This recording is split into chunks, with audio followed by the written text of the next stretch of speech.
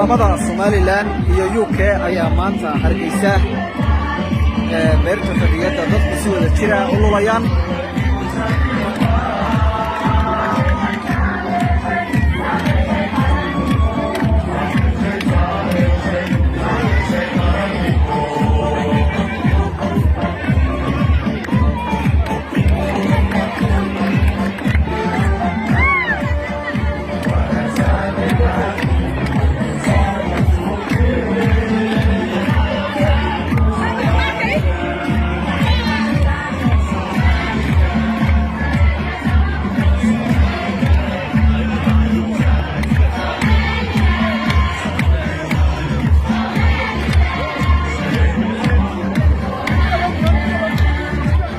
waxaanu ku sugannahay beerta xorriyadda ee magaalada Hargeysa dadweyne aad u tiro badan ayaa halkan ku sugan waxyaabaha la yaab kale halkan ku arkaysa waxa kamid ah hooyooyin ilaa ubadkooda sita ayaa saaka ka soo qayb galay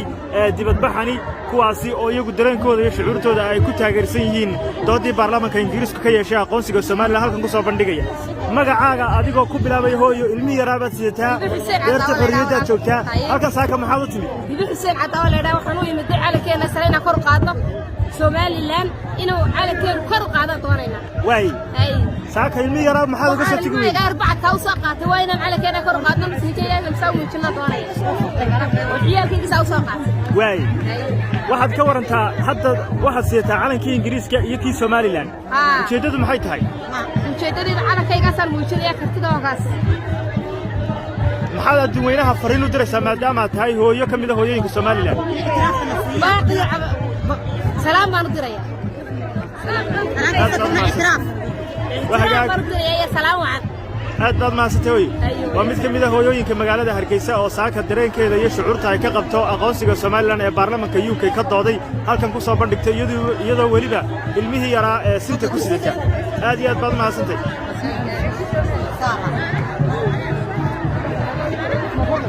weli waxaanu ku sugannahay beerta xorriyadda ee magaalada Hargeysa dadweyne aad u tiro badan ayaa halkan isugu soo baxay saad arkaysaanba hooyooyinka magaalada Hargeysa ayaa iyagu kamid ah dadka halkan ku sugan hooyo soo dhawow magacaaga ku bilow saaka maxay tahay fariintaydu waxay tahay qiirada iyo farxadana soo saartay aqoonsiga Somaliland baan doonaynaa inuu taaganahay ilaahayna waanu ka helay ummadda ilaahayna waanu ka sugaynaa degdegna waanu ku rajaynaynaa insha Allah inaanu helo cadawga iyaguna ha jabo aad baad maasatay magacaaga hooyo adigoo ku bilaabaya magacaygu waa Amran Xasan aadan maanta dareenkayga iyo shucuurtayda lama soo koobi karo waxa halka ay keenay waad wada arkaysaan waa shucuurtaas oo ah in dadkeennii Somaliland amba dalkeennii uu taabo qaaday nabadgelyo buuxo u haystaa amni sugan u haystaa ninka William maxaan ahaayay maanta baarlamaanka horteeda keenay ma aha been iska abaabulay waa xaqiiqo uu soo taabtay guntii uu ogaaday waxaan sheegayaa oo kale oo u dirayaa nimanka Soomaaliya jooga oo ugu baaqayaa waxa weeyaan ragga ah calooshooda shaqaystayaasha halka jooga ee Somaliland metelaya haatan iyagoo metelaya banaanka la dhigay waxa la yahay ictiraafkii buuxa uu noo soo socdaa intaan aqoonsiga loogu dhawaaqin isa soo dhiiba way nii banaantayna dalkiina hooyo ku soo noqotaan haddii ictiraafkaanu helno yeeli meelena noo timaadaan mana doonayno inaad nagaga istaagtaan aqoonsiga oo niman aan noo baahnayn daba socotaan waxa weeyaan salaanta maxaa halka qodobka kaliya ee ragga u tirayo maanta inii banaantay toobadkaanku iskaana oo wadankiina hooyo kaalaya ayaan leeyahay nimanka Soomaaliya Somaliland ka metela ee beenta Afrika waxa la wadankiina inii baahan kaalaya haddii kalena naga daayo fadaxada iyo ayada iyo waxa nala daba socotaan waana la aqoonsaday dadweynaha maxaad fariin u diraysaa dadweynaha waxa fariin faraya oo u diraya way wada arkayaan inay dhaxal ka laabtaan maaha aqoons Somaliland in sida u qaqsiyaha badan leh ugu dhawaaqaan ayaan sugaynaa aad baad maasatay magacaaga adigoo ku bilaabaya waxaad sidataa sawirkii xildhibaan David Williamson maxay tahay sababtu Caasha Maxamuud Qalinle iyo horta magacayga la yiraahdaa soo dhawow hooyo waxa weeye in aad maanta adduunyuhu u arkaya ninka aqalkiisu gubanayo aqal kale ma baxtiyo waxaan leeyahay horta marka horeysa adduunyuhu ninka aqalkiisa nabadda ka bilaaba meel kale u gooda ummadda wuxuu doonayaa inuu dabka qabadsiiyo horta ha noo maqlinaan leenahay waa qodobka koowaad waa ka labaad hooye waxa weeye dawladda Somaliland way istaagtay 30 sano loo halgamay kan halgam baa lagu helay dhiig baa ku daatay dad baa ku maqan waxa weeyaan soddon sanaad maraysaay aqalkaaga baktii baan leeyahay anuu farmaajana Somalilandna waxaan leenahay una dhardan mayno una qoy mayno hawshan iyo hadafkeennana waynu wadanaynaa Somaliland ha noolaataan leeyahay meel kasta oo la joogo Somaliland ha noolaataan hana isku duubnaataan leeyahay aad baad mahadsantahay beerta xorriyadda ayaanu ku sugannahay halkan waxaa ku sugan haween tiro badan kuwaasi oo qayb ka isu soo baxa maanta lagu taageerayo dawladda Ingiriiska hooyo soo dhawow magacaaga adigoo ku bilaabaya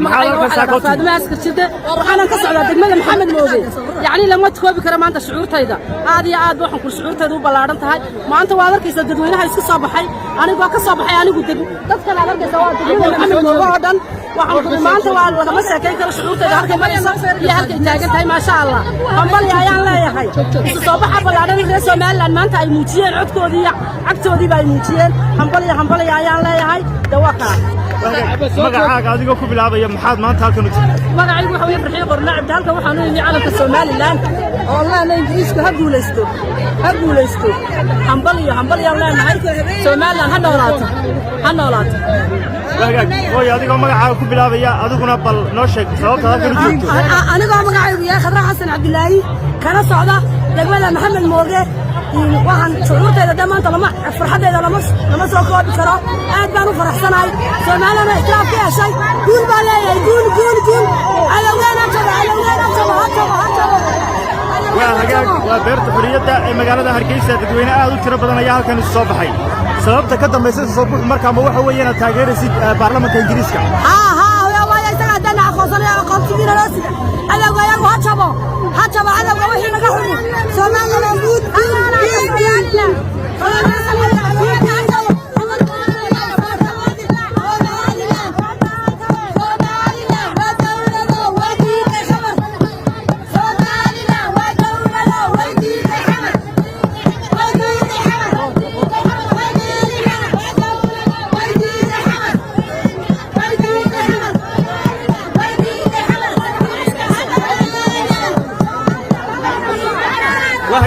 magacaaga adigoo ku bilaabaya maxaad halkan u joogtaa magacaygu waxa weeye Cabdullaahi Reer waxaan u joogaa inaanu taageerno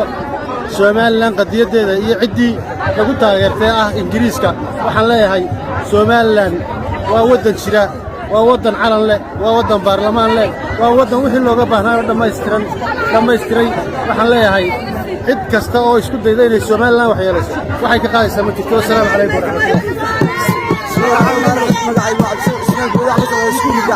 gaaraan degmada Gacalbaa waxaan halkan u soo galay oo halkaas istaagay saan qarannimadeedu muujiyo Somaliland waxay tahay bay shaqo ka caddeynaya oo Ingiriiska wuxuu leeyahay Somaliland ha noolaato amarna waxaan leeyahay Somaliland way tagtay gaarimiisda ka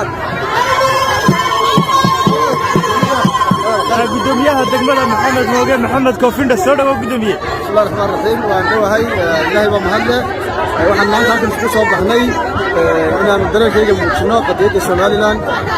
baarlamaanka Ingiriiska ee ka doodayna arrintii aanu halkan uga mahadnaqno cid kastoo Somaliland arrinteeda kor u qaadana anaguna aanu mahadnaqno abaalkaana aanu hayno Somaliland waa dawlad horena dawladdu ahayd iminkana waa dawlad ilaahay baana aqoonsaday beesha caalamkuna insha Allah dhawaan waa aqoonsan doontaa waxaan leeyahay shacabka Somaliland hambaliyo aad u mahadsan gudoomiye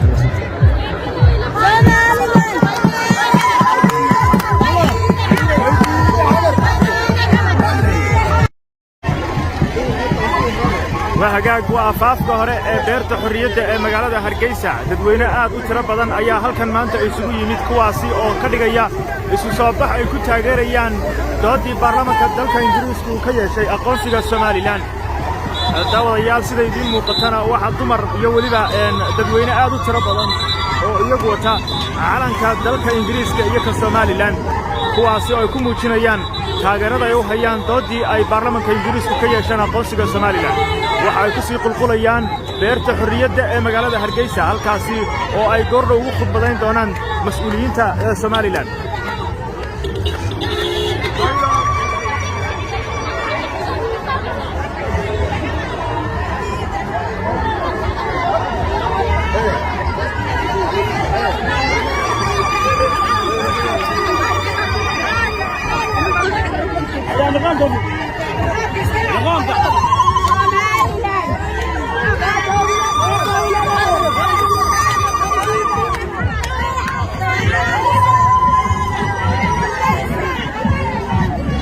hagaag halkan waa gudaha beerta xorriyadda ee magaalada Hargeysa dadweyne aad u tiro badan ayaa isugu yimid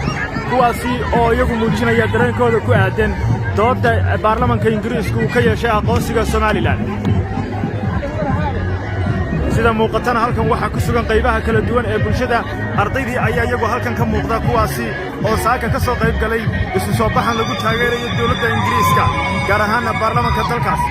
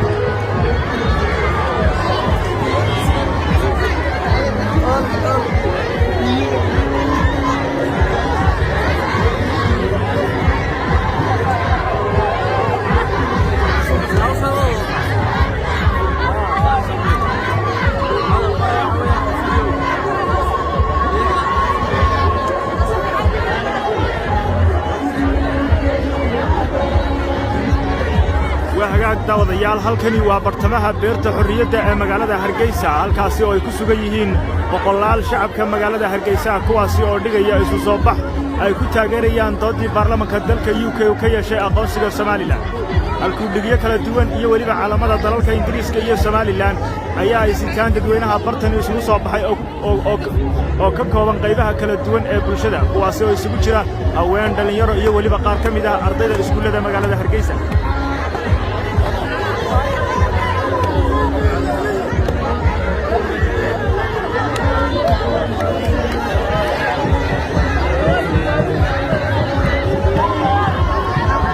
xusid mudan in isu soo baxani uu ka dhacayo dhammaan gobollada Somaliland iyo degmooyinka kuwaasi oo la doonayo in lagu muujiyo taageerada ay shacabka Somaliland u hayaan doodii baarlamaanka dalka Ingiriiska uu ka yeeshay aqoonsiga Somaliland